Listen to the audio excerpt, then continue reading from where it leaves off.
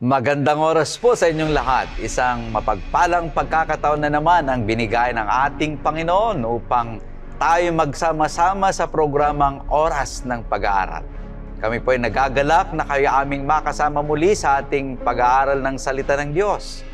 Binabati natin ang lahat ng ating tagapanood at tagapakinig dyan sa YouTube channel at Adventist World Radio Station mula sa Luzon, Visayas at Mindanao, sa Nueva Ecija, San Miguel Leyte, Cavite, Tagkawayan, Quezon, Occidental Mindoro, Zamboanga, Davao, General Trias, Cavite, Lipa, Batangas, North Caloocan, Camarines Norte, Iloilo, Cotabato, Baguio, Las Piñas, Batangas, Pasig City, Zambales, Cavite, at ang ating mga taga-subaybay natin mula sa Ibayong Dagat, sa Hong Kong, sa Pennsylvania, sa Alberta, Canada.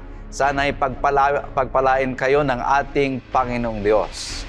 Sa programang ito ay sama-sama nating bubuksan ang salita ng Diyos at pag-aralan natin ang mahalagang aral na makakatulong sa ating pananampalataya at pamumuhay. Ang ating hangarin ay hindi lamang kalaman, kundi mas malalim pa na pagkakilala sa Panginoon at higit na pag-ibig sa Kanyang mga pangako. Sa ating paglalakbay sa pag-aaral ngayong oras na ito, makakasama natin muli ang dalawang espesyal na panauhin na magbabahagi ng kanilang pananaw at paliwanag mula sa ating leksyon. Kasama natin muli ngayon si Pastor Marvin Diaz, ang Ministerial Secretary ng Northern Luzon Philippine Union Mission. Kumusta ka, Pastor Marvin? Mabuti naman at sa biyaya ng Panginoon, tayo ay nagpapatuloy na mag-aral ng kanyang mga salita. Pastor Julius, Pastor Ray, ito ay isang magandang tagpo muli at kasama natin ang mga kaibigan, mga kapatid sa ating pag-aral ng lesson na ito. Nawa sa ating pagtatalakay at pag-aaral nito magbigay sa atin ng pagkaunawa na ang katuwaan sa pag-aaral ng banal na kasulatan ay nagbibigay ito ng kalakasan sa ating pananampalataya. Amen. At siyempre, kasama din natin si Pastor Relino Urbi, ang Sabbath School Personal Ministries ng Southern Luzon Philippine Union Mission. Kumusta ka, Pastor Ray? Mabuting araw at magandang araw ng masayang oras. pagbati o masayang oras. Okay. Masayang oras, Pastor, sapagkat ang Panginoon Diyos ay patuloy na sumusubaybay sa bawat isa sa atin. Patuloy na iniingatan tayo. Sa taong ito ay nakahanda ang mga pagpapalang inihanda ng Panginoon Diyos para sa atin. Kaya patuloy tayong nag-aaral, mapaibayong ang ating kaalaman sa salita ng ating Panginoon Diyos. Pagpalain ang bawat isa sa inyo. Amen. Ngayon ay sama-sama nating bubuksan ang salita ng Diyos at pag-aralan ng mahalagang aral na makakatulong sa ating pananampalataya at pamumuhay.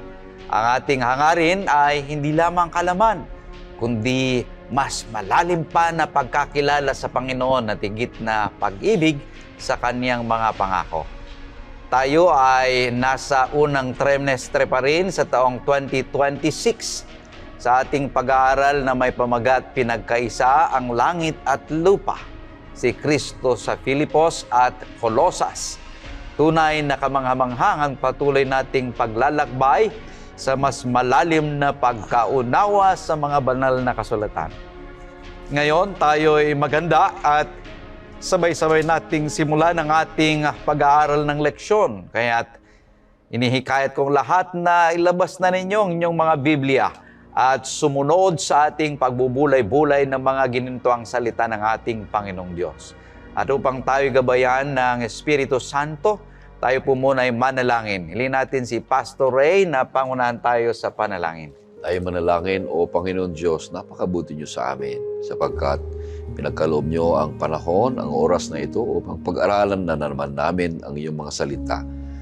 Sapagkat ang iyong mga salita ay gayon na lamang na nagbabago sa aming buhay at lumalago kami. sa aming mga katangiang naiukol doon sa katangian ng aming Panginoong Jesus. Nawa po, ang presensya ng Banal na Espiritu ang magministro sa aming buhay. Patawarin niyo kami, Panginoon, sa aming mga kasalanan. Ito hiling namin sa pangalan ng aming Panginoong Jesus. Amen. Amen. Tayo po ay nasa pangatlong bahagi na ng ating leksyon sa trimestring ito na may pamagat na buhay at kamatayan. Naway maging makabuluhan at mapagpalang ating pag-aaral habang ating sinusuri ang pangatlong bahagi ng ating leksyon. At ang ating talatang sasauluhin ay matatagpuan sa Filipos 1:21. Sapagkat para sa akin ang buhay ay para kay Kristo at ang kamatayan ay pakinabang. Kaibigan, sa bawat araw ng ating buhay, tayo nahaharap sa dalawang realidad na hindi maiwasan: ang magpatuloy sa mundong ito o humarap sa wakas ng ating paglalakbay. Para sa isang nananampalataya, ang bawat sandali ay pagkakataon upang ipakita ang kahulugan na ang ating buhay sa harap ng Diyos at sa kapwa. Ang ating pananaw sa kamatayan hindi dapat punong-puno ng takot, kundi ng pag-asa, sapagkat ang bawat hakbang na tapat sa Kanya ay may dalang bunga na higit pa sa pansamantalang karanasan. Ngayong oras na ito, sama-sama nating tuklasin kung paanong ating mga desisyon, ang ating mga pananampalataya at ating paraan ng pamumuhay ay nagbibigay saysay sa ating paglalakbay. At kung paanong bawat isa sa atin ay maaring maging ilaw at patunay ng buhay na higit sa kamatayan. So sa ating pag-aaral sa oras na ito, ating tutuklasin ang tatlong mahalagang punto na makakatulong sa ating espiritual na paglalakbay. Ang unang punto ay magnifying Christ in life. Ang pangalawang punto ay meaning of death as sleep. At ang pangatlong punto ay mission through mutual unity. Sa bawat punto, inaasahan natin na hindi lamang natin maunawaan ang mga katotohanan ito, kundi may pamuhay din natin ito sa ating araw-araw na buhay. Ating tingnan ang unang punto, magnifying Christ in life. Pastor Marvin, anong nakita mo na introduction nitong ating mga puntong ito na ating pag-aralan ngayong oras na ito? Maganda itong title ng lesson natin, itong lesson 3. Buhay at kamatayan. Buhay at kamatayan.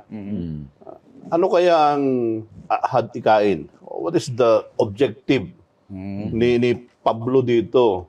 Bakit sa life and death? Ano ang kalagaan nun? Kasi yung unang outline natin ay magnify. Magnifying Christ in life. Yung salitang magnify, naintindihan ko yan nung bata pa ako eh. Kasi nung araw, alam mo naman sa probinsya, ay yung development ay mabagal. Minsan may nakapagdala ng magnifying glass na Pinalalaki. pag igino namin lumalaki, parang bilib ko kasi lumalaki yung object eh, di ba? Yung sa akin, yun yung unang pagkaintindi ko ng magnify. Ang ibig sabihin nun, yung maliit na bagay, pinapalaki. Ang ibig sabihin niyan, paano natin palakihin ang buhay ni Kristo sa ating buhay. Iyon yung magnifying. Now, ngayon, tingnan natin, balikan lang natin yung memory verse. Pwede bang i-quit natin yung magnifying Christ in life at saka yung to live is Christ. Doon sa ating memory verse. Kasi pag titignan natin yung magnifying Christ, ito ay Christ-centered, Spirit-filled life, and mission-directed life. Kaya pag titignan po natin yung magnify, ang tanong na una doon, kasi to live Is Christ. is Christ. Now, paano natin? Subukan natin tanungin. ano ba ang pamamaraan para mabuhay kay Kristo? Nung pumunta kami sa OMF ni Pastor Jules, may binili siyang libro, may binili ako na libro din. May akong binili doon na ang title lang ay Paul. Then, binabasa ko itong libro na ito.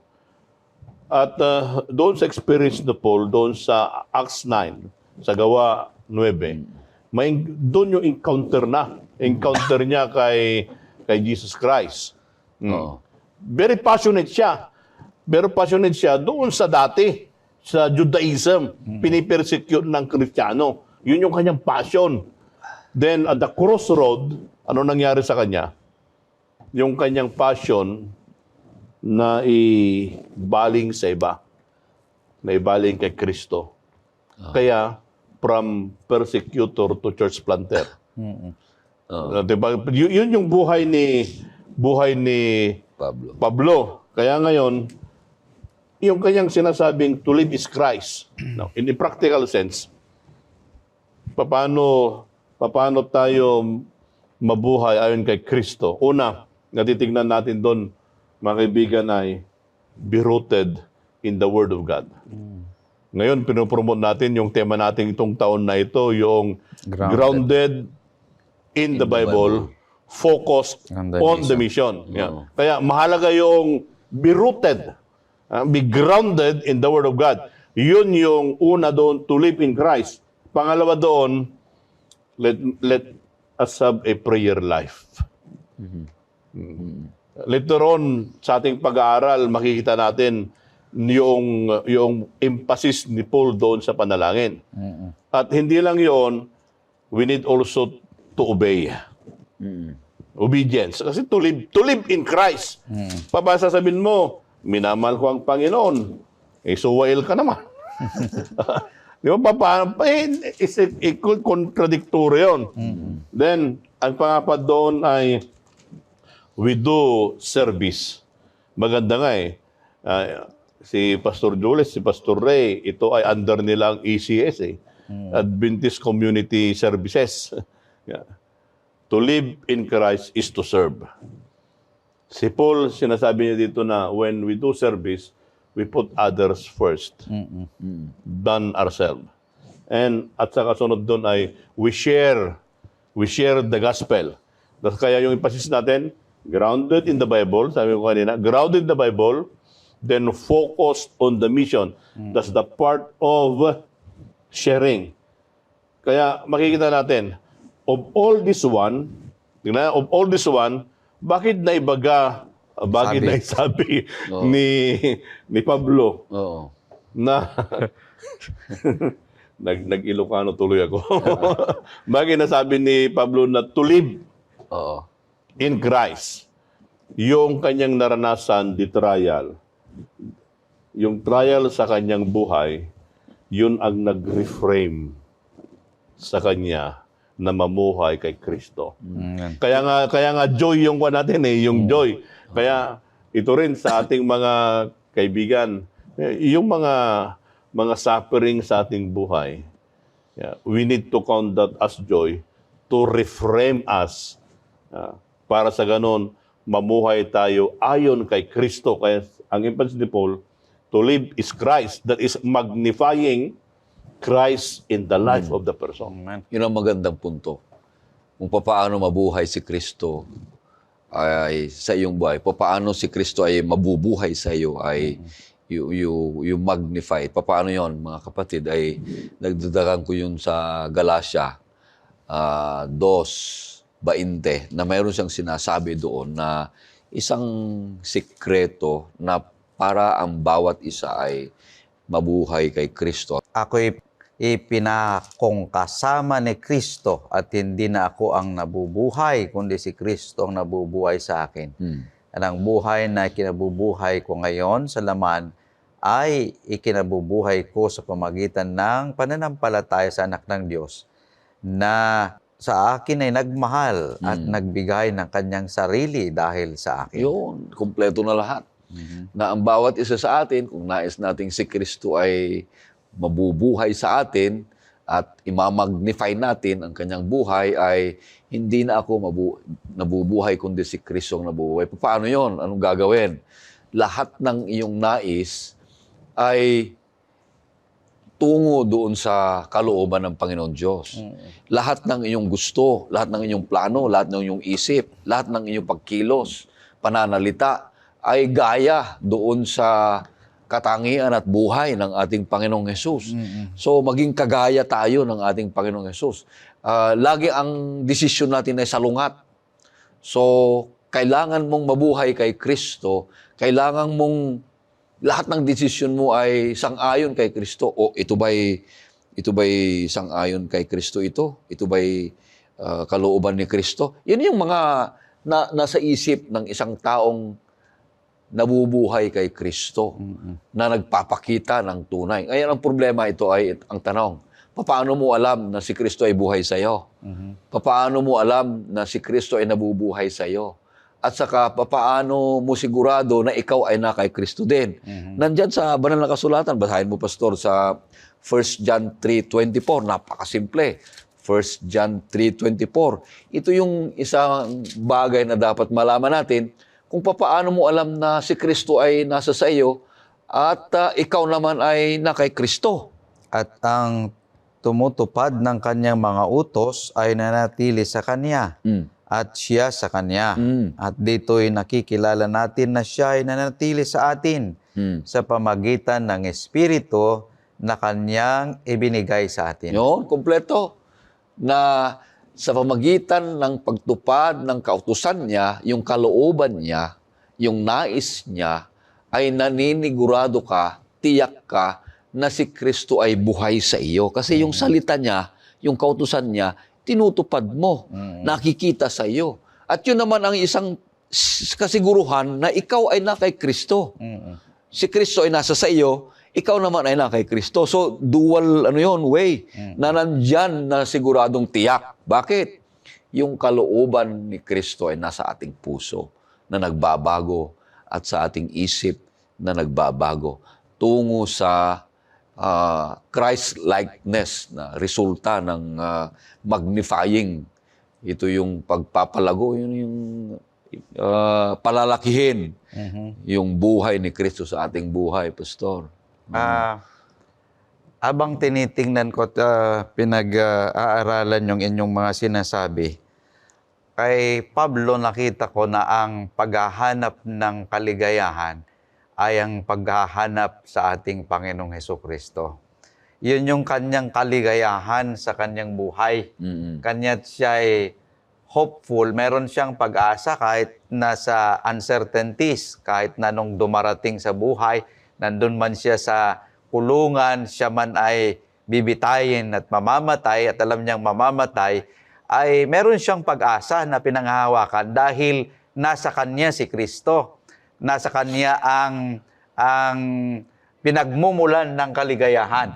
Pangalawa, nakita ko dito, siya ay kontento sa kanyang buhay dahil nasa kanya si Kristo. So yung talagang paghahanap ng kaligayahan sa kanya ay yung mahanapan niya si Kristo sa kanyang buhay. Siya ang sentro ng kanyang buhay. Kanya sinabi niya, yung sinabi niyo kanina, to live is Christ and to die is gain, dahil nasa kanya na ang ating Panginoong Hesukristo. Bakit ang dagdag doon bakit isang ganansya o kaya pakinabang yung kamatayan kay Kristo? Ay kamatayan ni Pablo, bakit pakinabang? Pag namatay siya, ay pakinabang pa. Sabi ni Pastor Robin, isang yung gain yung sa business transaction, di ba? Bakit pakinabang pag mamatay ka? Dahil ang buhay mo na kay Kristo. Yun yung unang rason. Single-minded siya Yung isip niya na kay Kristo Kaya kung namatay siya, pakinabang. Ang pangalawa, dun sa 1 Thessalonians 4:16. Ano yung resulta ng nabubuhay kay Kristo? Na isang pakinabang ito pag namatay ka. Sapagkat ang Panginoon mismo ang bababa mula sa langit na may sigaw, may tinig ng arkanghel at may trompeta ng Diyos, at ang mga namatay kay Kristo ay babangon muna. Iyon ang katiyakan, mga kapatid. Kaya wala siyang pagdududa o wala siyang alinlangan si Pablo na yung kamatayan ay isang pakinabang sa kanya sapagkat una, iisa ang isip niya na si Kristo ay buhay sa kanya, nabubuhay sa kanya. Pangalawa, pakinabang ito, ganansya ito dahil mabibigyan uli siya ng isang panibagong buhay. Bakit? Nabuhay siya kay Kristo eh. Kaya nga sabi diyan ay siya ay namatay kay Kristo. So lahat ng mga bubuhayin ay yung mga nabuhay kay Kristo.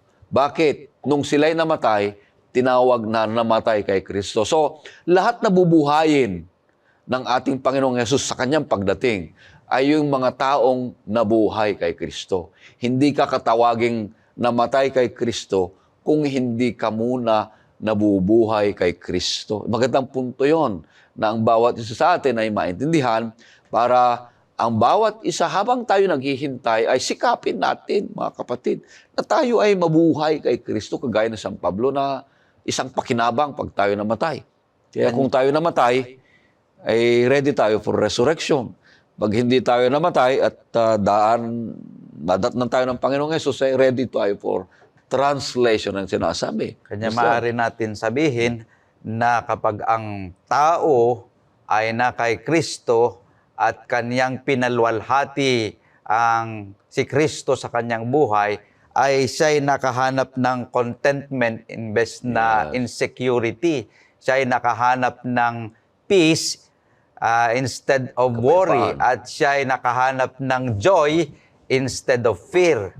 Kanya, ano man ang mangyari sa buhay, ay siya'y hopeful na ang Panginoon ay nasa kanya. Tayo'y dadako na sa pangalawang bahagi ng ating punto, meaning of death as sleep. So ating makikita ngayon dito kung ano ang kahulugan ng kamatayan bilang isang pagtulog lamang, Pastor Marvin. Ituloy natin kanina, Pastor Jules, yung memory text natin. Kanina, to live is Christ. Ngayon ay to die is gain. Yung salitang gain ay ito ay profit. Paano maging gain yung kamatayan? Oo. Yun ay pagkawala yun eh. So it should be a loss. Kaya sabi ko, pag nagkakanta ako ng mga necrological service, ang definition na ibinibigay ko doon sa death is an unwelcome visitor. Na ngayon, si Pablo sabi niya, to die is gain. Tingnan natin i-define ni Pablo yung to die is gain dito rin sa Pilipos, doon sa 3 verse 8. 3 verse 8. Higit pa roon ng lahat ng mga bagay ay naari kong kalugihan dahil sa higit na kahalagahan na makikilala si Kristo Jesus na Panginoon ko. Alang-alang sa Kanya ay tinitiis ko ang kalugihan ng lahat ng mga bagay at inari kong basura lamang upang makamit ko si Kristo. Ang ganda yung description ni Pablo, no? Anong sabi niyan? Lahat ay kalugihan. Lahat ay basura. Makamit ko lang si Kristo. Isa lang yung goal niya. Si Kristo. Si Kristo. Yun ang goal niya. Kaya pagdidignan natin, si Pablo, kaya nasabi niya na yung kamatayan ay gain. Kasi wala na lang, walang makinabang na dyan. Basta nandyan si Kristo. Then, kung nandyan si Kristo, andyan nga iti maghanap na kung natilo ko. Wala nang mapapala. Anong mapapala niya? Anong mapapala niya kung naging niya. Then, paano kinonfirm yung gain na yon? Natin na, verse 10. Verse 10 ng chapter 3. Upang makilala ko siya at ang kapangyarihan ng kanyang muling pagkabuhay at ang pakikisama sa kanyang mga kahirapan na ako'y matulad sa kanya sa kanyang kamatayan. Ang ganda ng description ni Pablo ang una doon, that I may know Him, para makilala ko siya. Sino yung makilala niya? Si Kristo. Si Kristo. Then, pagkatapos niyang makilala, anong mangyayari sa kanya? Ang sabi niyan, that the power of resurrection. Mayroon palang power. Ang kapangyarihan Mayroon palang kapangyarihan ng pagkabuhay na muli. ang pagkabuhay muli. Yung kapangyarihan na yan, dahilan kay Kristo. Nawala lahat kay Pablo, nag-gain niya, nakuha niya si Kristo, kahit mamatay siya, dahil sa power of resurrection, mabubuhay muli. Kaya gain ang sabi niya. Di ba napakaganda? No, naintindihan natin yung theology ni Pablo doon sa death na gain. Wala eh. He lost everything just to have Jesus Christ. Kaya mga kapatid, mga kaibigan, ito yung death as gain ni Pablo. Na dahil nakilala niya si Kristo, dahil kahit siya may mamatay, mayroong power. Kapangyarihan. May kapangyarihan yung resurrection. At hindi lang yon, ang sabi niya, to fellowship of His suffering, being conformed to His death. Kaya, Pastor Julius, Pastor Ray, noong 2005, biniril ako, hinold up kami dahil sa 13th-month salary ng mga pastor. Nung wala pang ATM machine, binaril kami. Then, ako doon ko nakita na yung buhay ko ngayon is a second life. Na I consider that na namatay ako. Wala ka palang kanon, wala kang kalaban-laban. Yun lang baon-baon mo. Pag ikaw pala ay mamatay, dapat si Kristo. Amen. Para pag sa ganon, the power of resurrection ay ating makamit. Hindi ang babaunin mo ay yung kayamanan mo, walang silbi yun. Yung position, yung prestige mo, walang silbi yun. Kaya ito yung maliwanag na sinabi ni Pablo, na to die is gain. Dahilan kay Kristo. Nasaksihan naman at nalaman, nakita, nabalitaan ni Pablo na si Kristo ay namatay. Ngunit hindi nagtapos doon, kundi nabuhay. Kaya ganun na lamang yung kanyang kumbinsido siya na ito'y isang pagtulog lamang, pagpapahinga, yung isang kamatayan. Kaya ninanais niyang isa pa dito ay isang ganansya dahil tapos na ang hirap mo pag namatay na. Kasi ang kamatayan, ang alam niya, tinuro niya sa 1 Corinthians 15 na isang pagtulog lamang na darating ang Panginoon Jesus ay bubuhayin ang mga ito na dalhin sa langit na bayan. Kaya ang isa pang anggulo dito, yung isang kamatayan na tinuturo dito ay isang pagtulog na kung ang isang tao ay namatay na, parang siyang natutulog lamang. Bakit? Nakarinig ka ba na ang natutulog ay nagsasalita din? Siguro na naginip, pwede rin yun. Pero pag siya'y tulog-tulog, tulog na tulog talaga, hindi niya alam kung anong nangyayari sa kanyang kapaligiran. Wala siyang iniisip na iba. Wala. Hindi. Ganun yung isang tao. Kaya halimbawa, kung ikaw ay natulog, wala kang kinalaman sa mga nangyari sa iyong kapaligiran at hindi naman buhay yung iyong isipan, kundi tulog, ganun yun, mga kapatid. Kaya pagdating ng panahon, dito tayo lilinlangin ng kaaway, Pastor, na ito'y propesiya o isang hula na pagdating ng panahon ay darating niyang mga spirit-filled na tao na ibang espiritu na ang ginagawa nila ay palalabasin nila yung mga taong nangamatay na na kakausapin mo. Pero ito isang hula na maraming lilinlangin. Sapagkat ang banal na kasulatan, tinuturo sa atin na ang mga nangamatay ay nagpapahinga, tutulog sa libingan, hindi sila napunta sa langit. Ang tinuturo ng banal na kasulatan, pakibasa pastor sa Psalms o Awit 115 verse 17, kung ano yung itsura, kung ano ang estado, kung ano yung kalagayan ng mga taong nangamatay na natutulog diyan sa Awit libingan. Awit 115 verse 17. Verse 17. Ang patay ay hindi pumupuri sa Panginoon, ni sino mang bumababa sa katahimikan. Oh, you see? So, yung mga taong nangamatay na, mga kapatid, natutulog lamang dyan. Sino yon? Yung mga taong nangamatay kay Kristo, bubuhayin ng ating Panginoong Yesus. Pero, pag sila'y namatay, hindi sila, ang tawag dito? Sumasamba sa Diyos. Hindi sila pumupuri sa Diyos. Hindi sila nanalangin sa Diyos. Kaya, ito'y hindi iniuugnay o tinuturo sa banal na kasulatan na yung mga nangamatay ay ipanalangin natin para sila ay pumunta sa langit. Kundi, nandun sila, tulog sila sa libingan. Kagaya ni Lazaro, na nung namatay si Lazaro, ang ating Panginoong Jesus pumunta roon at sabi niya, lumabas ka.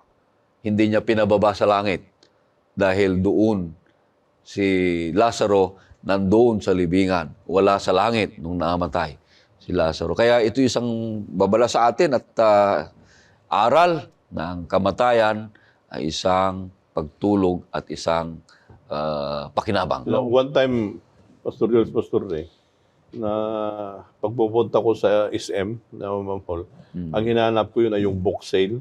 Yung mga libro ba na ibabasura. Pero pag may maganda, tinitingnan ko, ay binibili ko. One time, nung nagtitingin ako ng libro, mayroon, very catchy yung title. Yung title ng libro ay, When the Life is Over, All Will Come to a Box. Yun yung title. When the life is over, sabi na, all will come into a box. Nung kinuha ko yung siguro 80 lang. So, nung binabasa ko, yung kanyang illustration ay yung Monopoly. Di ba yung Monopoly, di ba? Yung laro. Yung laro ng Monopoly. Di ba pag na-monopolize mo lahat, nakuha mo na yung mga title, bahay, di ba? Yung laro yun.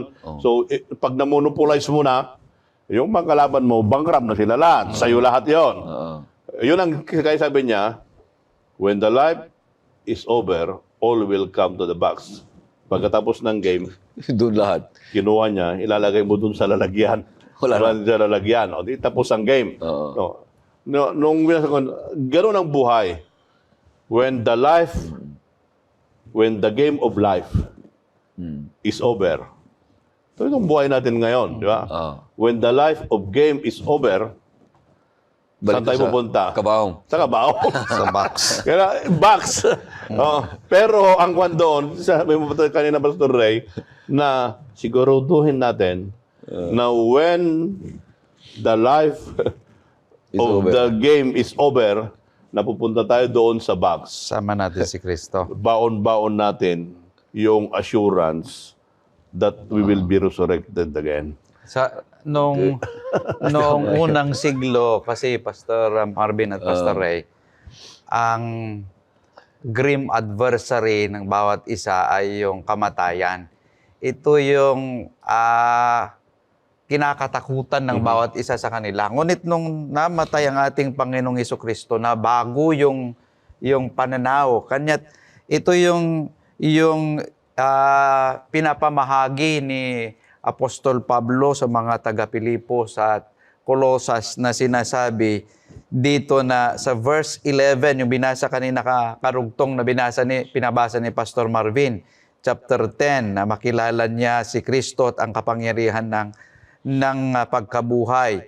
Verse 11 sabi niya, upang aking makamit sa anumang paraan ang muling pagkabuhay mula sa mga patay. Ito yung sinasabi na Apostol Pablo na anumang paraan kailangan kong makamit yung buhay, kapangyarihan ng buhay mula sa kamatayan. Dahil naniniwala siya na kapag kasama niya si Kristo, kahit siya'y darating sa kamatayan, siya'y mabubuhay muli. Kanya, ang RIP kay Apostol Pablo ay hindi rest in peace, kundi resurrection is possible. Maaring mangyaring pagkabuhay na muli sa kanya dahil sa pananampalataya niya sa ating Panginoong Hesukristo. Pastor, pag may mga nangamatay, lagi-lagi nating nakikita doon na see you in the resurrection morning. Sino ang sinasabihan? Yung mga buhay o yung namatay? Kung Yung si buhay, yung namatay. Yung namatay. Oh, alam ba yon? Hindi. Kaya ang sinasabi sa atin ay, ang ating iglesia ay, papalitan natin yon. See Him in the resurrection morning. Sapagkat hindi na natin sinasabihan yung patay, hindi na niya alam, hindi niya nakita, kundi tayong mga nabubuhay ay nawa ang Panginoon Diyos sa kanyang biyaya ay yung namatay na yon na nagpapahinga sa libingan ay makikita natin sa pagdating ng ating Panginoong Jesus na ibigay ang buhay. Kaya see Him, magkikita tayo uli Kaya, pagdating ng araw. kaya ang challenge, itong Natin pagmamasdan natin yung verse 21, 121, yung if we read by the lens, may challenge. Ano yung challenge? Yung maganda eh. Let's emphasize this again. Ang sabi niya, for me. To live. For me. Sino yung me doon? Si Pablo. Si Pablo. Pablo. For me. And pwede niyang sabihin, for you. Yun ang challenge eh. Ano yung challenge? Gusto ba natin na mabuhay muli? Ang challenge niya doon is, if you want to be resurrected again, yun yung kanyang sinasabi. Yun ang hamon niya sa taga Pilipos. Kung gusto nyong mabuhay muli, habang kayo nabubuhay ngayon, sinasabi ni Pablo, dapat mabuhay kayo ayon kay Kristo. Amen. Diba? Yun ang challenge. Hindi lang nung panahon ng Pilipos, Kahit ngayon. kahit ngayon, na if we want to attend that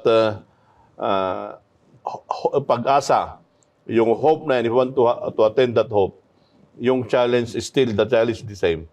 We need to live in Christ.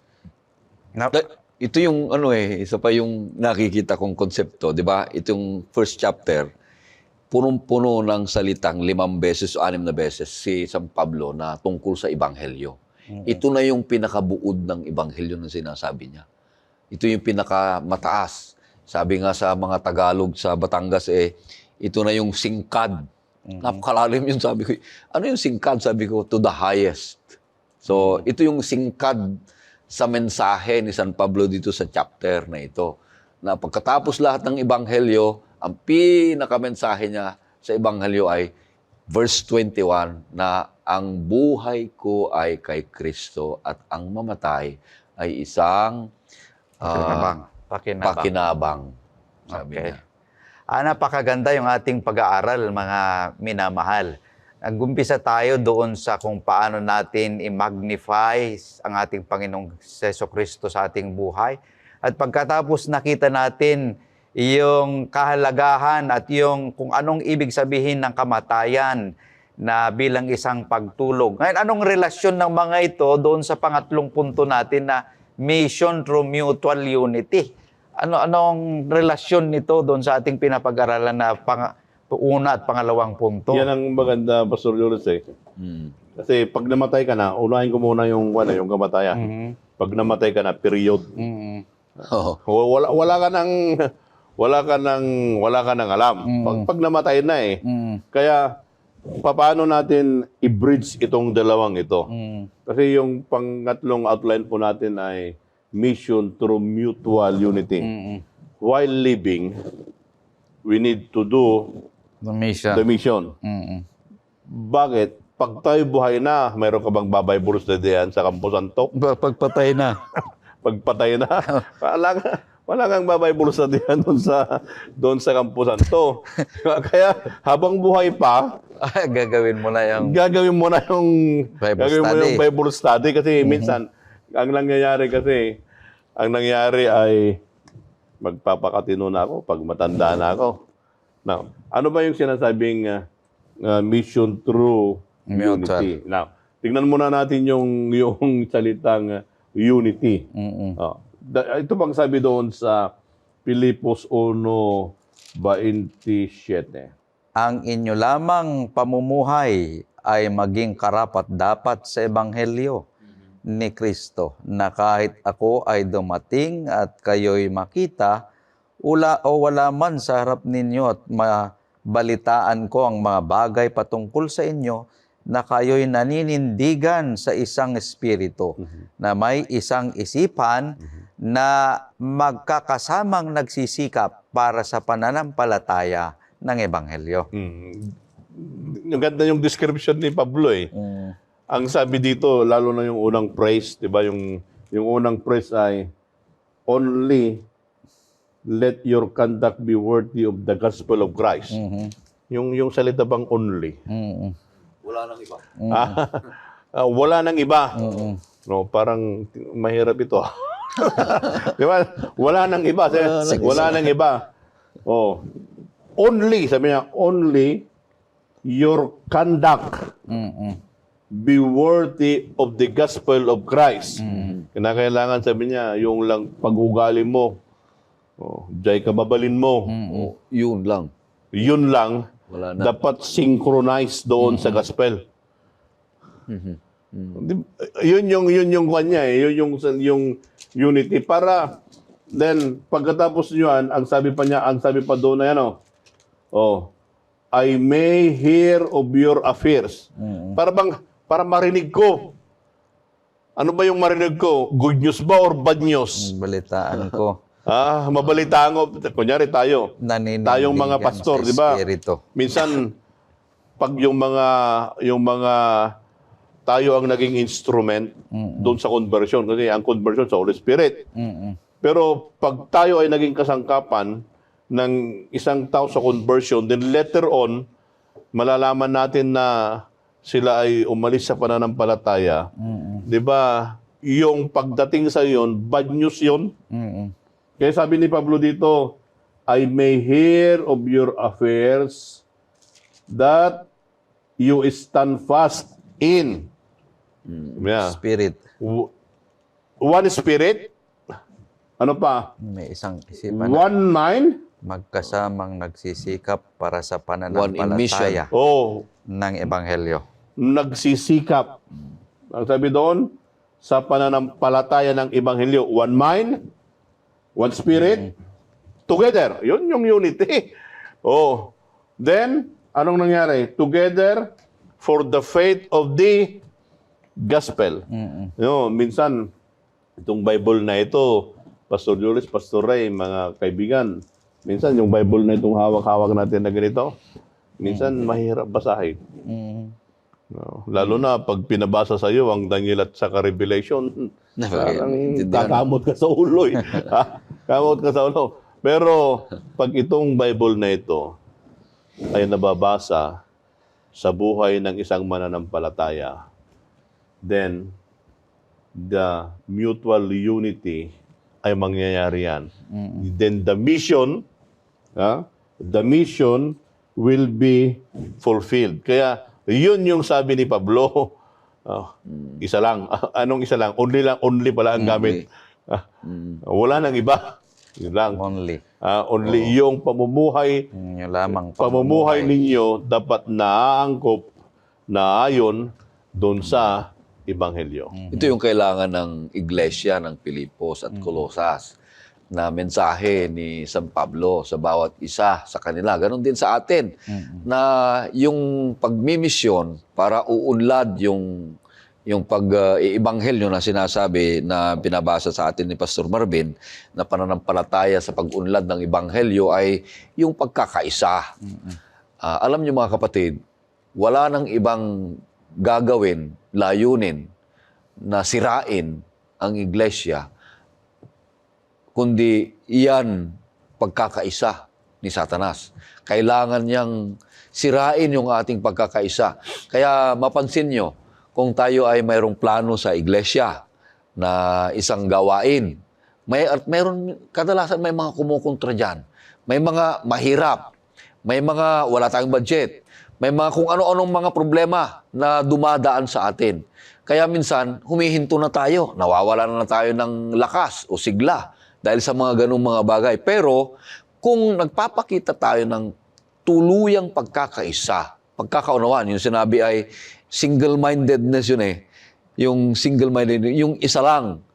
Kung ang bawat isa sa atin ay magkakaroon ng iisang isipan na itaguyod ang gawain dahil mananampalataya tayo, binigyan tayo ng Panginoon Diyos ng kaloob, iyan ay mangyayari na ang bawat isa ay makikilahok. Ang sabi niya dito sa, maganda rin yung sinabi niya dito sa united in love and mindset. Dito sa Filipos 2, 1 at 2, may sinasabi dito.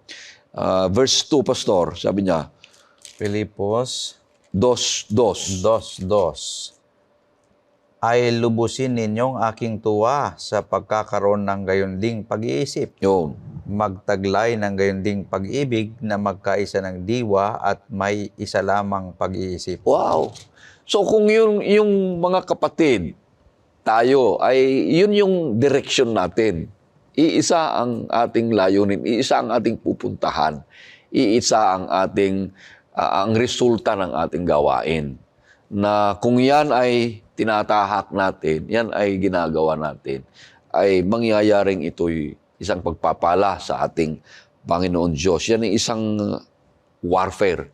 Yan yung isang gamit, instrumento para tayo ay magwagi sa buhay na ito, sa napakadaming mga pagsubok sa buhay. Kung tayo nagkakaisa na itaguyod ang gawain ng Panginoon Diyos, mararanasan pa natin yan yung kasiyahan, Pastor. Itong nakikita ko sa talatang 27 hanggang 30, ito pala yung challenge, yung hamon ni Apostol Pablo sa mga taga-Pilipos. Yung tema na pinag-uusapan na buhay at kamatayan, na pagkatapos na ating na-magnify ang ating Panginoong Hesus sa ating buhay, at kahit tayo tutungo sa kamatayan ay may pag-asa ng buhay na pagkabuhay na maguli. At ito'y mangyayari lamang kung itong pagkakaisa na ito ay makikita una among themselves, sa kanila mismo na sila'y nagkakaisa. Ito yung patunay na si Kristo'y nasa kanila. At pangalawa, before others. So, doon sa kanilang una at sa ibang mga tao, dapat kakitaan yung pagkakaisa. Dahil kung ang iglesia ay walang pagkakaisa, ay talagang wala si Kristo sa kanila. At hindi ito nagbibigay ng magandang larawan ng buhay ni Kristo sa kanilang buhay. Kanya napakahalaga. At nakita ko rito yung salita na ginamit na sinasabi na sisikapin, magsikap para sa pananampalataya. Ito yung nakita kong ito na salita ay, ito pala ay termino sa athlete. Kagaya na ni Apostol Pablo na sinasabi, I have fought a good fight of faith. Ito yung challenge niya sa kanila na gayahin nila si Apostol Pablo na kung paano siya namuhay na kahit pa yung kanyang buhay ay dumating ang panganib, ay hindi siya natatakot. Dumating ang kanyang pagkabilanggo, hindi siya natatakot. At kahit darating ang kamatayan, hindi siya natatakot dahil he strive, nagsikap siya na makamit niyang ating Panginoong Hesukristo sa kanyang buhay. Kaya yung ating resulta ng pagkakaisa sa iglesia ay yung sinasabi nung una pa, yung kagaalakan, yung joy. Joy is the result, yung unity, yung pagkakaisa sa iglesia. Mararanasan natin yan. Mangyayari lang yan kung tayo ay nagkakaisa. Kaya nga yung joy, lagi nating sinasabi, yung J-O-Y, joy, Jesus first, others next, you the last. Kung yun ay nangyayari sa ating iglesia, sa mga kapatiran, lahat ng mga sumusubaybay na nangyayari yan sa Sabbath School class, sa care group, sa buong iglesia, mga kapatid, ay natatamo natin yan, yung kaligayahan, na yan ay nagpupuri sa ating kapurihan ng ating Panginoon Diyos. Yung Pastor. awit, Pastor Ray, joy in the castle of my heart when the king is in residence there. So, merong kagalakan kung ang hari, ang ating Panginoong Jesus ay siyang nabubuhay sa atin, na siyang nakikita ng iba.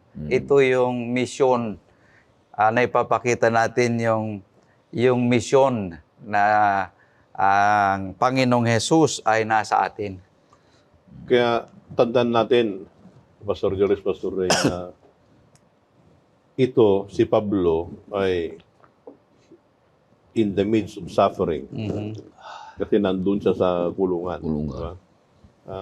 Yung freedom niya ay limited. Oo. Kaya, ang sabi ni Pablo, doon sa 3:10, binasa na natin kanina ito yung sinabi na, fellowship Nakilala. of his suffering. Kinakailangan pa rin yun Makikasama na sa in the midst, kahirapan. in the midst of our suffering, we can still pursue the mission. Kasi minsan, ang nangyayari, para bang pa yung isang tao ay dumaan sa mga karanasan sa buhay, para bang yung mission ay nagbibigay sa kanya ng discouragement. Hindi sana yon. Si Pablo, sinasabi niya dito na even in the midst of our suffering, we can do mission if we are united. Amen. Parang sinasabi niya doon sa taga Pilipos, mga kapatid, nandito ako, nasa kulungan ako, naandyan kayo. Pwede ba na we work together, magkaisa tayo? I can preach here, you can preach there, para sa ganon ay ating maganap ang mission ng Panginoon. Napakaganda. Kaya ganon din sa mga kapatid, mga kaibigan, na kinakailangan din na yung mission ng Panginoon ay palaganapin siya. Na mas magandang tignan na yung church ay nagkakaisa para mas maganda yung pag-witness. Pero the moment na yung church ay disunited, Hindi makapagsaksi. hindi siya makapagsaksi. Kaya ang challenge ni Pablo ay kinakailangan na magkaroon tayo ng mutual unity para maganap natin yung trabaho ng ating Panginoon. Yung sinasabi ni Pastor Marvin ay isang kataga sa akin. In the midst of suffering, we must be united to do the mission so that joy will come out. Na ito'y kapurihan sa ating Panginoon Diyos. Kaya isang hamon sa atin, mga kapatid. Maraming salamat. Okay, napakaganda po ang ating pag-aaral at talakayan sa atin pong tema na pinag-uusapang buhay at kamatayan. Kanya sa ating pagtatapos sa ating pag-aaral, ating nakita malinaw na ang pamumuhay at paghahanda para sa kamatayan ay para kay Kristo, ay hindi ito biro lamang. Ang bawat araw ay pagkakataon upang lumago tayo kay Kristo sa ating buhay. Isang buhay na nakatuon sa misyon, handang magsakripisyo at maging tapat hanggang sa huling sandali. Dahil ang kamatayan, bagamat hindi maiwasan, ay nagbibigay sa atin ng kapanatagan sapagkat ito'y sandaling pahinga lamang hanggang sa muling pagbabalik ng ating tagapagligtas. At higit sa lahat, ang ating misyon ay mas epektibo kapag tayo'y nagkakaisa, matatag, walang takot, at magkakapit-bisig sa espiritual na pakikibaka. Kaibigan, huwag lamang tayong maging tagapagmasid sa buhay at pananampalataya. maging buhay na patutuo ni Kristo sa atin araw-araw. Harapin na natin ang bawat hamon ng may tapang at pananampalataya at magkaisa tayo sa pagtupad ng kanyang gawain. Simulan natin ngayon. Ang mundo ay naghihintay sa ating pagkilos at sakripisyo para sa kanya. Maraming salamat puli sa ating mga panauhin na si Pastor Marvin Diaz at Pastor Relino Urbi sa kanilang pagbabahagi ng kaalaman at inspirasyon mula sa ating leksyon. Tunay na napakayaman ang ating pag-aaral ngayong oras na ito. Ngayon din kami po yung taos-pusong nagpapasalamat sa lahat ng nakibahagi at nakinig sa atin sa oras ng pag-aaral. Naway ang mga aral na ating natutunan ay maging gabay sa ating pang-araw-araw na buhay, magpalalim sa ating pananampalataya at magbigay ng pag-asa sa ating lahat. Tayo po muna ay makinig ng isang tanging bilang, pagkatapos ay hilingin natin si Pastor Marvin na pangunahan tayo sa panghuling panalangin.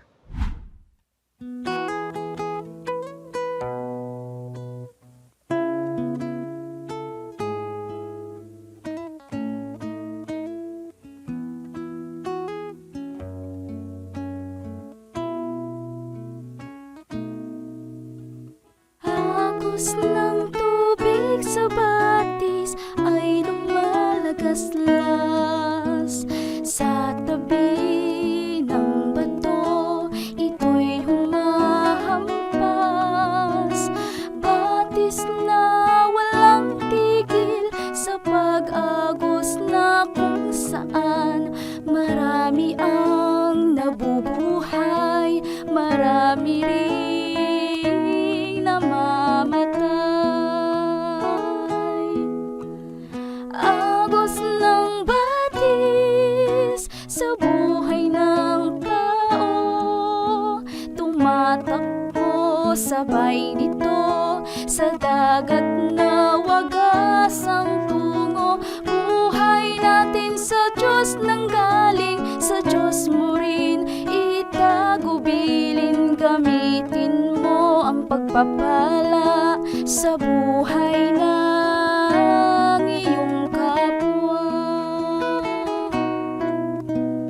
Ang buhay ng mga tao dito sa mundo ay tulad ng isang batis, umaagos ng kay bilis. Mahirap man kung iisipin, ngunit kung itagubilin, batis man sa agos mo ay may tuwang mamamasdan. Agos ng batis sa buhay ng tao, tumatakbo sabay nito sa dagat na wagas ang tungo. Buhay natin sa Diyos nanggaling, sa Diyos mo rin itagubilin. Gamitin mo ang pagpapala sa buhay ng iyong kapwa. Agos ng batis sa buhay ng tao, tumatakbo sabay nito sa dagat na wagas ang tungo. Buhay natin sa Diyos nanggaling, sa Diyos mo rin itagubilin. Gamitin mo ang pagpapala sa buhay ng iyong kapwa. Gamitin mo ang pagpapala sa buhay ng iyong kapwa.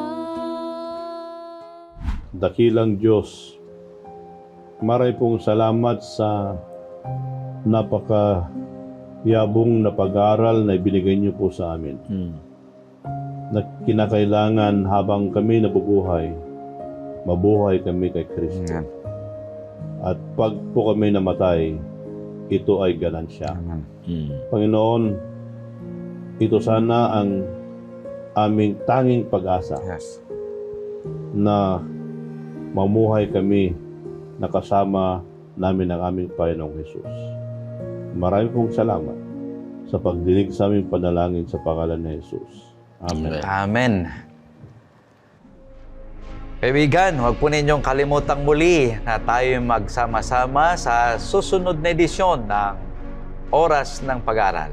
Hanggang sa muli, ako po ang inyong kapatid, Pastor Jules Bermudez. Naway ang biyaya at kapayapaan ng ating Panginoong Diyos ay sumasa ating lahat.